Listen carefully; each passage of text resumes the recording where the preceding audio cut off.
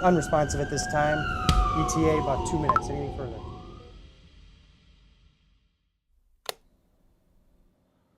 My name is Dominic Tierno. Since I graduated high school in 2014, I've had the great honor of directing a number of documentary films about drugs and drug addiction. Our mission is to revolutionize drug education by telling real-life stories that motivate young people to make one of the most important decisions of their life, and that's the decision to not use drugs. 2020 was the worst year for drug overdose deaths that we have ever seen. In the beginning of summer in 2020, I came across this article. A 14-year-old kid from a town I grew up in had died from what appeared to be a drug overdose. He's a smart, funny guy who, like many kids, was struggling with some anxiety issues and decided that he would turn to drugs to see if he could help himself with that. What happened was he went and bought this pill, this Oxycontin pill, from a guy he had known because he thought that pill might ease the pain of what he was going through mentally. Well, he didn't know it, but that Oxycontin pill wasn't a real Oxycontin pill. It was a fake pill. It looked just like the pill that he wanted to try, but instead of Oxycontin, it was made with fentanyl, a synthetic opioid known to be 50 to 100 times the strength of morphine. That one pill he took that night killed him almost instantly, and his mom found him dead in his bedroom the next morning. Before I can even finish that article, I'm scrolling through and I see another linked article. Not far away, around the same time, another 14-year-old dead from fentanyl. So then I go back to Google and I type in fentanyl deaths. I hit search, and then it all made sense. I saw another kid, and I saw high school students, college students, young adults, all recent, all over the country, all dead from fentanyl. And so I'm looking at that and I'm saying, these aren't just normal overdose deaths. These people think they're taking one drug and turns out they're being killed. Why have we not heard about this? It's a drug 50 times more potent than heroin, and doctors say just touching it can send you to the emergency room. We're talking about the synthetic opioid fentanyl. The first time I heard about fentanyl was my sister busting in my house being like, don't touch anything in his room, it's fentanyl. And I'm like, I don't even know what you're talking about. Like, I have no idea what's going on right now. So most people haven't heard of this because we haven't been talking about it. Back in 2013, when it first started showing up, only about 3% of drug users were dying from it. Now we're looking at over 50% of drug deaths being attributed to fentanyl. If Alexander could have got a lesson, I wish he knew about fentanyl. I wish he understood that fentanyl poisoning is real and that every time you try something, you're playing with your life. It is pill roulette every time you try it. As a mom of a kid that was just trying to experiment, that's where it is. As a mom of a kid that died just wanting to experiment, I wish I could just shake you and tell you and make it real for you. But I don't know how to do that. I won't be there when you're faced with these decisions. I know that if he knew the effects of his passing, it would crush him. He never intended for me to find him on his bedroom floor.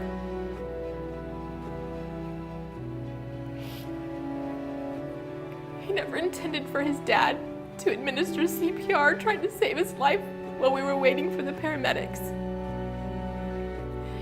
Even his 12-year-old sister wanted to run in there and try to help do CPR, but I held her back.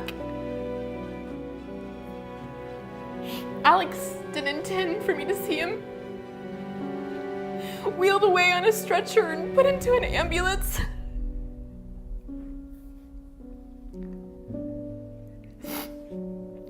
Alex had no intentions of me seeing him lying on a stainless steel table covered with a sheet with only his head showing.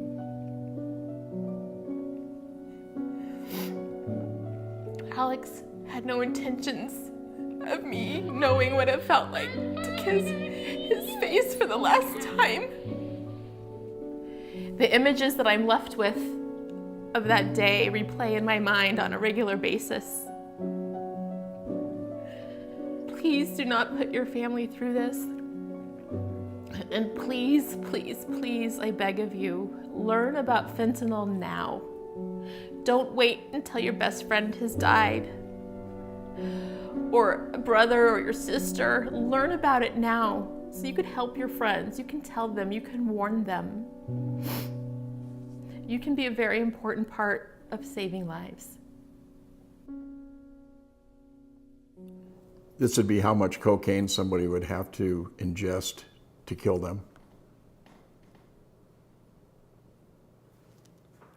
This is the approximate number of prescription pills one would have to ingest to kill them.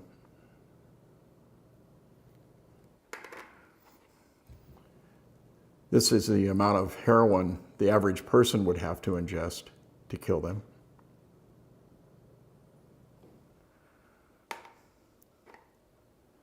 Fentanyl. You're gonna have to bring that camera up here real close to see it. This much fentanyl would kill you and I if we split it. They put fentanyl in cocaine. They put fentanyl in heroin. They put fentanyl, as we already know and talked about, into counterfeit pills. It's odorless, it's tasteless, you don't know it's there. And when you find out it's there, it's too late. You won't even know it. You'll be dead. 2,500 people would be killed by that amount of fentanyl. Does that sound like a drug to you? Does that sound more like a poison?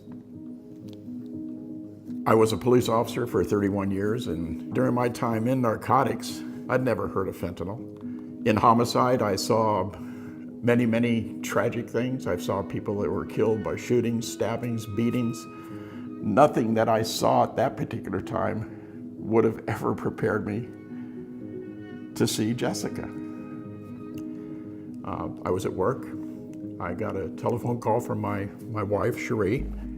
She was frantic, uncontrollable, screaming into the phone about Jessica. And I knew something had happened. Jessica lived with her boyfriend, Nicholas, and a stupid decision in which they ordered and had some cocaine delivered to them, to their house, resulted in them ingesting it. And my daughter, at that particular time, became forever 29 years of age. Jessica didn't want to die. She has a beautiful daughter, Alara, who is now with Cherie and I, and we are raising. And she had everything to live for. Jessica knew about fentanyl, but, from talking about this issue after she died with her friends. I discovered that Jessica had a friend that had even died a couple of weeks prior to her death, and Jessica had spoken to her friends about being afraid. Well, if you knew about it, why would you even risk it, sweetheart? You knew it. Why did you make that bad decision? Who knows? Those are things that you'll never answer. We're just trying to prevent it from happening to somebody else. Dealers are using social media to show off what they've got, infiltrating feeds of ever younger teens curious about this flashy lifestyle. With more addicts and overdoses by the day, they've got drivers on demand delivering any drug to your door 24/7. Social media app has changed the game when it comes to narcotics. Fentanyl's all over the place, and just massive amounts of it. And some of them are going to fall trap to that. 4 years ago, DEA in Arizona seized 0 fentanyl. This last year, we seized enough fentanyl to kill 70 million people. You're playing Russian roulette out there when you're taking these pills and you're buying this stuff off the street. Social media has completely changed the landscape of the drug trade. Most people start by searching for what they think are prescription medications, and drug dealers respond saying that's what they have. But what you have to be careful about is what you're asking for and what you get can be two different things. And if you're buying this stuff from somebody online, their bottom line is they're just looking to make a quick buck. They don't have your best interest in mind. They'll tell you whatever you want to hear. Unless you're getting these drugs from your doctor or a licensed pharmacy in a bottle that has your name on it, you may as well assume these drugs are fake. You're not getting the real thing. Fentanyl's literally taken over the drug market. It's in everything. It's in meth, it's in cocaine. Obviously the counterfeit pills that are out there, we're starting to see it showing up now in marijuana. The people who make this stuff, who are putting the fentanyl in everything, they have one goal: to get you hooked. Fentanyl is highly, highly addictive. They're gonna trick you into thinking you're getting something you're not, to take you down that rabbit hole, to get you hooked on fentanyl and have you become an addict.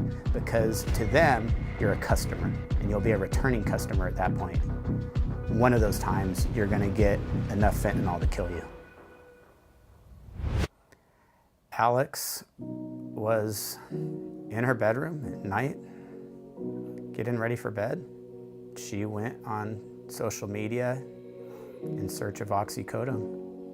It wasn't hard for her to find a drug dealer, and she had what she thought was oxycodone delivered to our house. One pill had enough fentanyl to kill 5 people.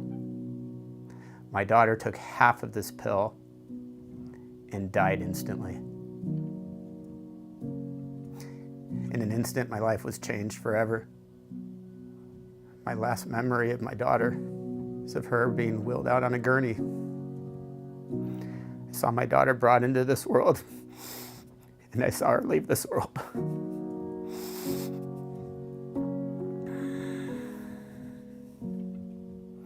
I have 4 daughters and a beautiful wife. Every time we take a family picture, I don't see who's there, I see who's missing. It's an odd feeling to looking forward to dying, because you know that's when your heart will be made whole again. Alex would have never wanted this. Don't do it to your parents.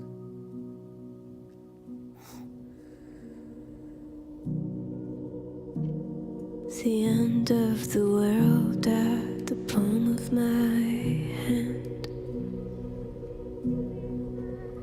If you can't come with me, I'll understand.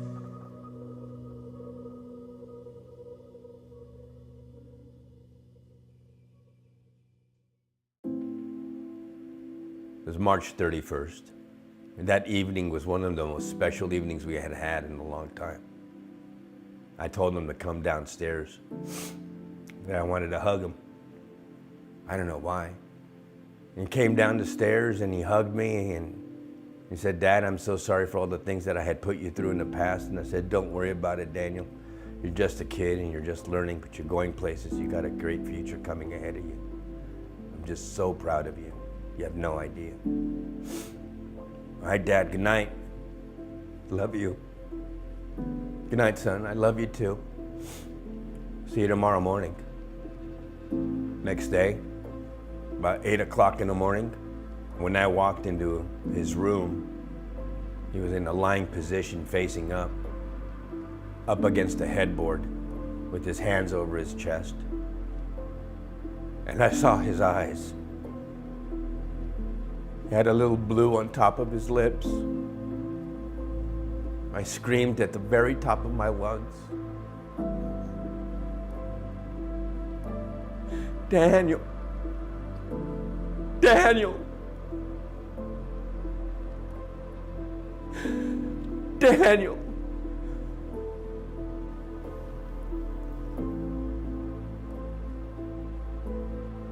I called the paramedics. They carried him down the stairs and put him on the first floor and started doing chest compressions. And then they took him to Los Angeles Children's Hospital where we were put in a waiting room. And later on that evening, a team of doctors came in. And they said, your boy is just a shell of a boy that he was before. He's not coming back. My only child.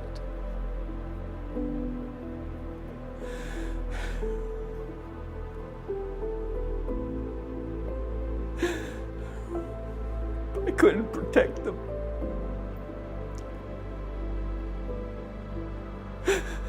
I couldn't save his life.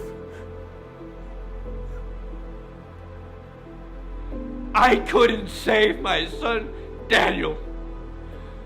My son is gone. It wasn't supposed to be this way. He was supposed to graduate from high school this year. If you love yourself, if you respect yourself, if you love life, you have a choice. Because it is between life or death. This is no joke. You can and will die. How do I know this? I can tell you that I've met thousands upon thousands upon thousands of parents nationwide. I wish somebody had sat me down and had this talk with me about what fentanyl does to people. I didn't get that chance. You do.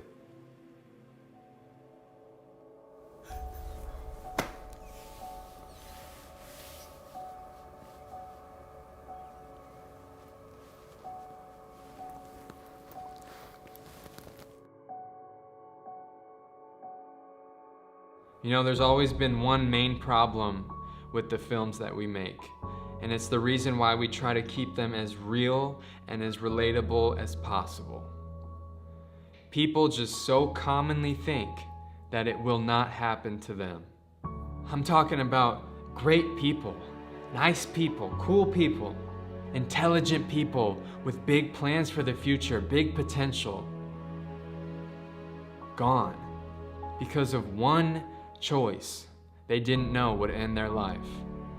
Fentanyl is coming for anyone and everyone.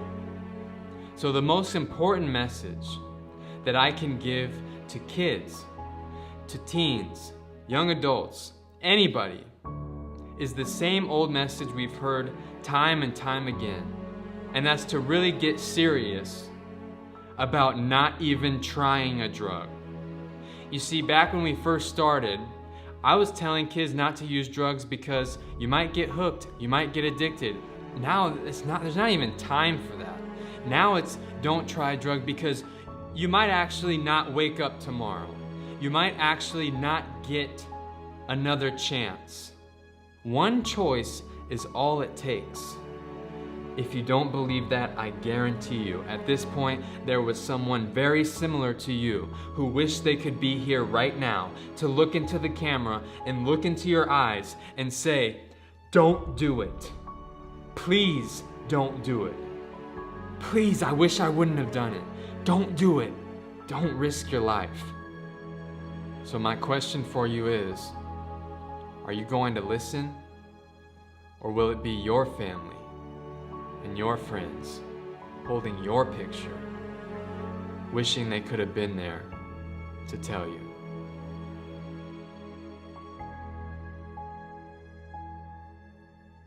This is my son, Alexander.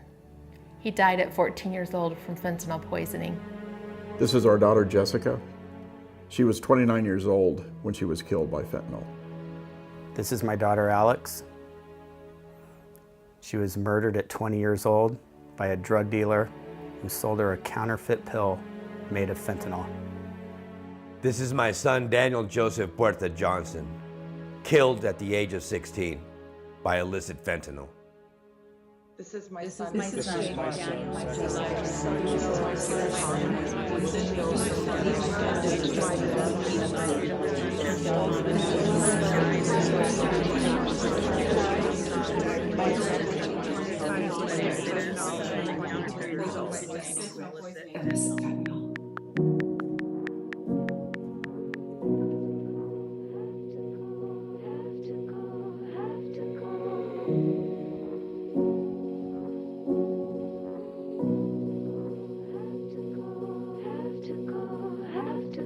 The end of the world at the palm of my hand.